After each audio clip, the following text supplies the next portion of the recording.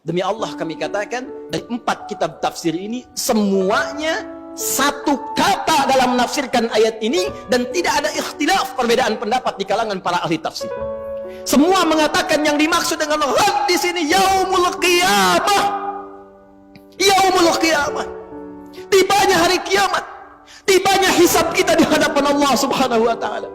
Dalam bahasa bebasnya, tapi lugas dan tegas, seakan Allah ingin mengatakan, kalau besok kamu dihisab dari pergantian waktu yang telah kami lalui, dari masa yang telah kami berikan kepada kalian, dari setiap perganti tahun, tahun baru, kalau tiba-tiba besok kiamat, bekal apa yang telah kamu siapkan untuk menjunjung itu? Bekal apa yang telah kamu hadirkan untuk menghadapi hari kiamat itu?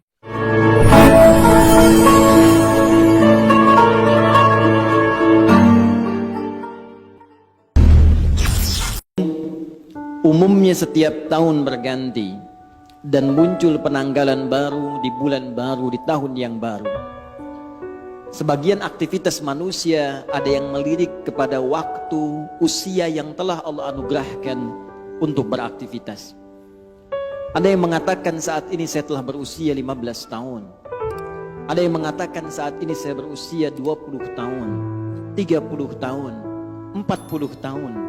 Bahkan ada yang melebihi dari usia Nabi SAW saat diwafatkan Allah, kurang lebih 63 tahun. Apakah 70 tahun, 80 tahun, ataukah lebih daripada itu? Dan telah banyak di kisaran waktu yang Allah berikan, kesempatan yang Allah anugerahkan, kita isi dengan beragam aktivitas yang bahkan diiringi dengan perjuangan, keringat, darah, air mata, liku kehidupan yang telah dilalui, baik dalam kehidupan individual, di keluarga atau tingkat sosial yang lebih tinggi, dan segala aktivitas berdasarkan profesi yang telah bahkan tengah kita jalani. Dari sekian aktivitas yang telah kita lalui itu, ada satu ayat yang penting kita renungkan dalam Al-Quran. Dan ayat ini secara tajam disampaikan Allah tanpa banyak pembukaan, tanpa banyak iringan yang dalam bahasa manusia mungkin diawali dengan pengantar dan mukaddimah, tapi langsung ditujukan menghujam pada pertanyaan dasar yang dimintakan untuk diresapkan pada setiap jiwa-jiwa manusia, khususnya hamba-hamba Allah yang beriman, dari setiap pergantian waktu yang telah kita lalui, dengan pembuka dan informasi yang telah tadi kami sampaikan. Quran surah ke-59 Al-Hasyr di ayat yang ke-18.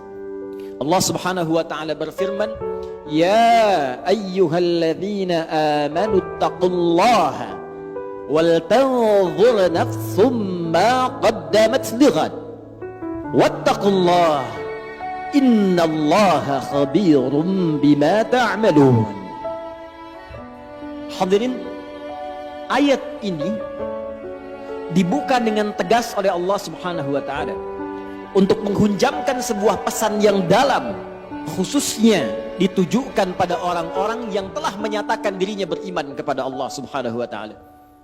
Dan berbahagianya kita semua, insya Allah, kita yang hadir di masjid ini, baik di area dalamnya, di luarannya, sekitarannya, insya Allah kita termasuk dalam golongan orang-orang beriman.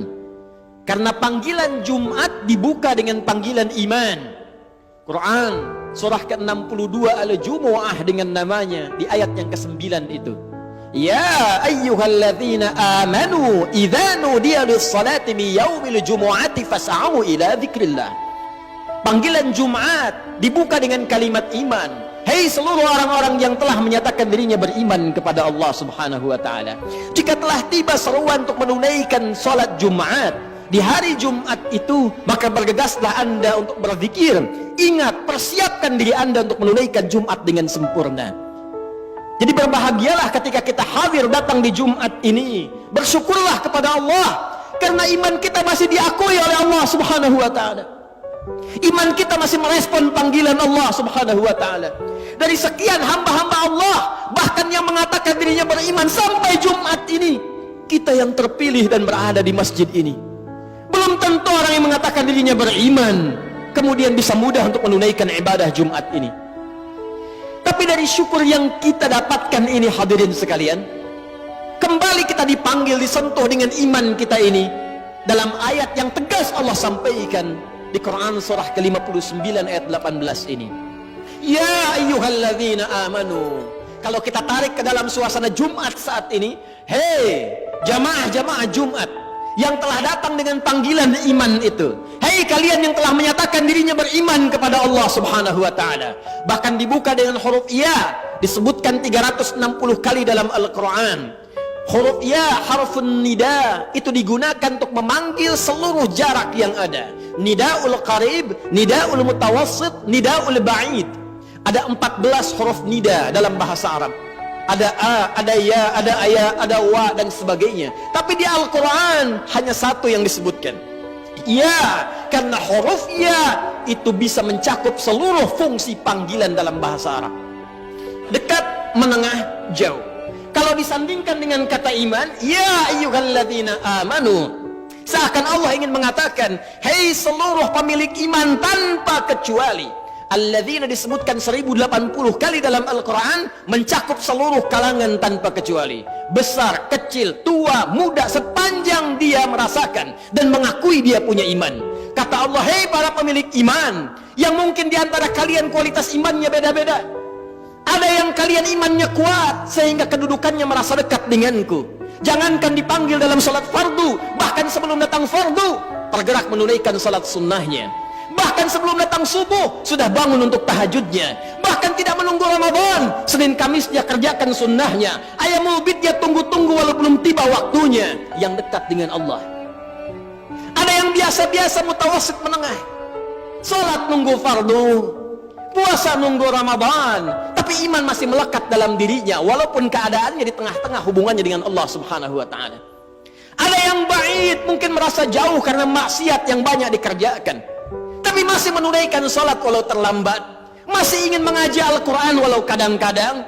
Demi Allah saya katakan, sifat Rahman Allah menjadikan baik yang imannya kuat, menengah ataupun jauh disamakan oleh Allah subhanahu wa ta'ala dengan panggilan ini.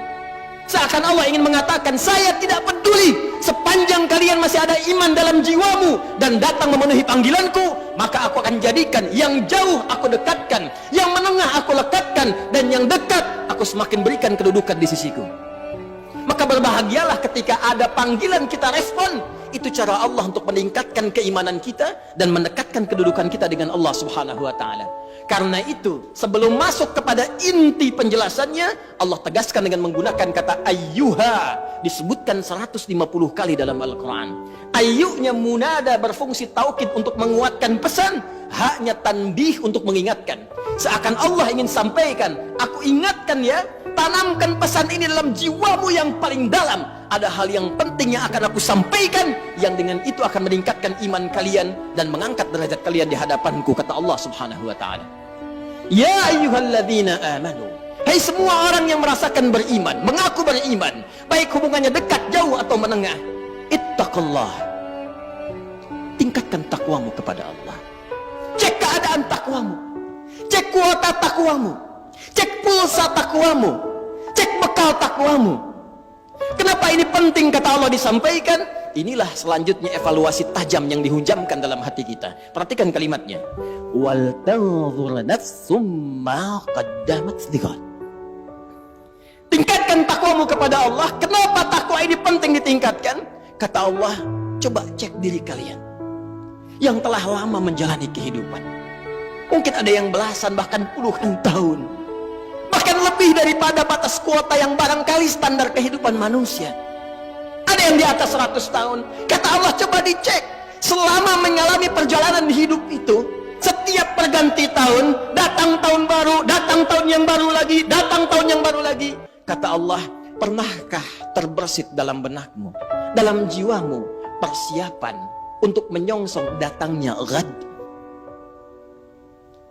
Pagi ini sebelum Jumat, saya ingin menguatkan informasi seputar ayat ini. Satu ayat saja. Saya baca 4 kitab tafsir tadi pagi. Dari mulai Tafsirul Quranil Azim karya Ibnu Katsir rahimahullah, Mafatihul Ghaibnya Ar-Razi, Al-Kasyafnya Zamakhsyari, sampai Tafsirul Wasitnya Muhammad Sayyid Tantawi. Demi Allah kami katakan, dari 4 kitab tafsir ini semuanya satu kata dalam menafsirkan ayat ini dan tidak ada ikhtilaf, perbedaan pendapat di kalangan para ahli tafsir. Semua mengatakan yang dimaksud dengan ghad di sini yaumul qiyamah. Yaumul qiyamah. Tibanya hari kiamat. Tibanya hisab kita di hadapan Allah Subhanahu wa taala. Dalam bahasa bebasnya, tapi lugas dan tegas, seakan Allah ingin mengatakan, kalau besok kamu dihisab dari pergantian waktu yang telah kami lalui, dari masa yang telah kami berikan kepada kalian, dari setiap perganti tahun, tahun baru, kalau tiba-tiba besok kiamat, bekal apa yang telah kamu siapkan untuk menjunjung itu? Bekal apa yang telah kamu hadirkan untuk menghadapi hari kiamat itu? Karena itu semua mengatakan, diungkapkan dengan kalimat ghad. Bisa Allah menyampaikan, ya ayyuhalladzina amanu taqullah wal tanzur nafsum ma qaddamat liyaumil qiyamah. Tapi kenapa Allah mengatakan ghad yang dalam bahasa kita diartikan besok? Semua ahli tafsir mengatakan litaqrib, untuk menghunjamkan ke dalam jiwa kita rasa seakan itu, bayangkan kiamat kalau besok terjadi di hadapan kita. Bekal apa yang kita bawa? Duhai Anda yang hadir di Jumat ini, yang telah menghasilkan dan mengumpulkan dari sekian banyak waktu yang Allah berikan kepada Anda, ragam harta benda yang sudah Anda koleksi, rumah yang luas, kendaraan yang begitu membentang dengan ragam yang sangat luar biasa, pakaian yang bagus-bagus, perhiasan yang melekat di tubuh. Demi Allah saya katakan, kalau Anda wafat di hari ini, bagaimana hisab Anda di hadapan Allah Subhanahu wa taala? Kalau kiamat terjadi besok, apa persiapannya kata Allah? Dan kiamat terkecil itu kematian. Kiamat terkecil kematian. Quran surah ke-32 di ayat ke-11. Qul yatawaffakum malakul mautil ladzi wukkila bikum. Katakan Muhammad sallallahu alaihi wasallam, setiap yang berjiwa itu satu saat akan tiba waktunya, datang utusan Allah malakul maut untuk memisahkan kehidupannya dengan maut itu dari kehidupan dunia menuju hisab persiapan akhiratnya. Dan semua ulama sepakat kiamat terkecil. Kiamat kecil itu ya kematian. Jadi kalau kita kembalikan pada diri kita, para ulama selalu mengajak kita untuk bermuhasabah. Jangankan datang tahun baru, ganti tahun lagi, ganti hari lagi, setiap hari. Ayat ini mengatakan, kalau Anda wafat besok, persiapannya apa? Bahkan kalau kita diwafatkan hari ini, apa persiapan hisab kita di hadapan Allah Subhanahu wa taala? Karena itu yang paling menarik, untuk menghunjamkan renungan ini dalam jiwa kita, Allah menyebutkan kalimatnya langsung dengan menggunakan kata nafsun dan bentuknya tidak menggunakan alif lam. Wal tanzur nafsum ma qaddamat lighad. Kalimat nafsunnya tidak menggunakan alif lam, nakirah. Kata para ulama tafsir, kalimatnya tidak menggunakan alif lam untuk memberikan kesan dan pesan kepada kita. Kalau ingin bagus dalam introspeksi, kalau ingin benar dalam muhasabah, lepaskan dulu seluruh kecenderungan dunia kita, kemudian tanyakan pada hati kita yang paling dalam, sudah benarkah cara hidup kita sampai dengan detik ini? Itulah rahasianya kenapa di ayat ini kata nafsun tidak menggunakan alif lam. Seakan-akan Allah ingin mengatakan pada kita, coba merenung sejenak. Bukan dengan kembang api itu, bukan dengan petasan itu, bukan dengan pesta itu, tapi dengan jiwa Anda, dengan hati Anda, dengan kolbu Anda, dengan jiwa yang Allah berikan kepada kita. Cobalah kemudian sejenak saja, sepersekian menit kita diam sejenak, tanyakan pada jiwa kita, istafti qalbak, kemana hidup kita ini? Sudah benarkah puluhan tahun saya beraktivitas? Sudah benarkah puluhan tahun ini misi yang saya emban? Sudah benarkah jalan hidup saya? Bagaimana kalau sekarang saya wafat? Saya berikan rumus cepat. Kalau ada orang